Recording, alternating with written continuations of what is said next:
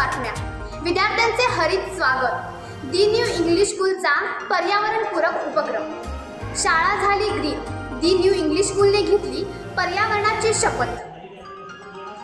चंदगडमधील the new English school Chandgad या नामवंत शिक्षण संस्थेने पर्यावरण प्रेम आणि विद्यार्थ्यांमध्ये संवेदनशीलता निर्माण करणारा अभिनव उपक्रम राबवला.